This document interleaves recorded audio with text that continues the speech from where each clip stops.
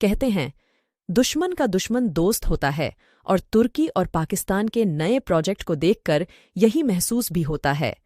अपनी वायुसेना को अत्याधुनिक बनाने के लिए भारत ने फ्रांस से राफेल फाइटर जेट खरीदा है, जबकि भारतीय वायुसेना स्वदेशी लाइट कॉम्बैट एयरक्राफ्ट LCA तेजस Mk-1A का भी अधिग्रहण कर चुकी है, जिसने पाकिस्तान की वायुसेना को खौफ में डाल दिया है। लिहाजा पाकिस्तान ने तुर्की से हाथ मिला लिए हैं। पाकिस्तान वायुसेना अपने अकेले बॉम्बार्डियर ग्लोबल 6000 को स्टैंड ऑफ में बदलने के लिए कमर कस रही है। तुर्की एरोस्पेस इंडस्ट्रीज TAI की मदद से अब इस विमान को stand of jamming aircraft SOJ में बदल जाएगा। पाकिस्तान ने साल 2022 में बॉम्बार्डियर ग्लोबल 6000 को अपने बेड़े में VIP कामकाजों के लिए शामिल किया था, लेकिन अब ये एयरक्राफ्ट स्पेशल मिशनों को अंजाम देने के लिए काम करेगा।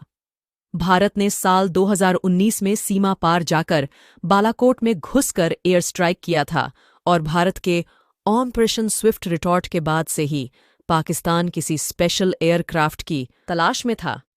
कुवा की एक रिपोर्ट के मुताबिक पाकिस्तानी एयरफोर्स का मानना है कि अगर वो भविष्य में भारत में घुसपैठ करने की कोशिश करता है तो उसे भारतीय S-400 मिसाइल का सामना करना होगा। दूसरी तरफ इंडियन एयरफोर्स ने LCA Mk-1A के लिए एक बड़ा ऑर्डर दिया है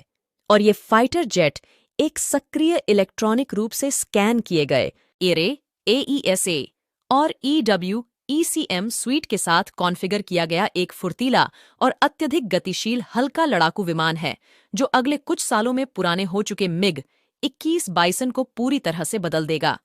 रिपोर्ट में कहा गया है, LCA Mk-1A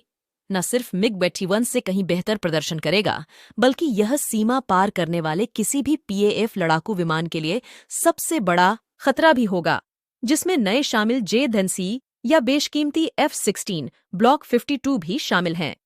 रिपोर्ट में यह भी कहा गया है कि इसके अलावा इंडियन एयरफोर्स के पास Dassault Rafale, advance Sukhoi Su-30 MKI और एडवांस मध्यम दूरी और लंबी दूरी की जमीन से हवा में मार करने वाली मिसाइलों SAM की एक सीरीज भी